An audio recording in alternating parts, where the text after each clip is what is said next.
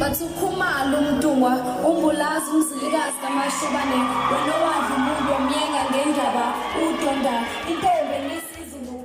Kuhlukene imbono ngengoma kaStabhilithi ezophuma kulonyaka ka2022 enezihlamvu ezilomelayo bafethu. Nginibingelele phela futhi nginamukele kule channel ehamba phambili kanti ke mina ngiveza ukuthi ungakhumalo bathi elasibona amakhumalo manje usemusha la ekhaya ngizocela uqinisekise ukuthi uyasubscribe ungakhohlwa ukucomment nokulike kanjalo futhi nokushare okuyikhona okukhulu kunakho konke bafethu.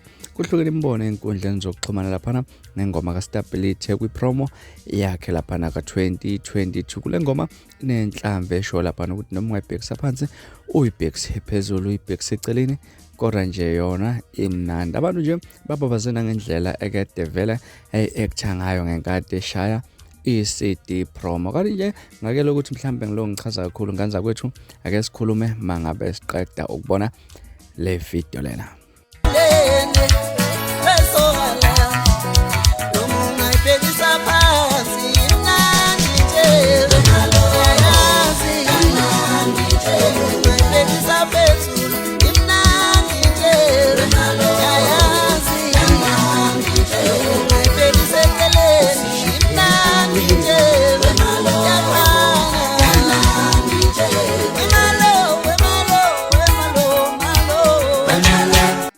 Ngiyathemba ewenganza kwethu sibonela lapha ukuthi mangabe ishaya insizwe noma ungayibhekisa phansi ishaya kanjani. Abantu ebabadlulisa kwabo impela kungenami ukuthi sesandile impela lesitayela sokucula ngocansi lapha. Sokhumbula ukuthi uNjoku ke wayenza naye kanjalo futhi nomthandeni naye khona ingoma ayikhiphile lapha nenhlamvu ezilumelayo kanjalo futhi nento encane eyake yanyakazisa abantu lapha ngesihloko esasithi uboya inkomeni. Mhlawumbe engakuthini okwakho ukuphawula ngalezi ndaba hlala lapha no comment section sidengede lolu daba engaza ukuthi bekuzona ezihamba phambili namhlanje kwesenkezo. Ungakhohlwa ukusubscribe nokulike kanjalo futhi nokushare okukhona okukhulu kunakho. Ungene isiphathahle nibe nosuku lomnandi ngithanda.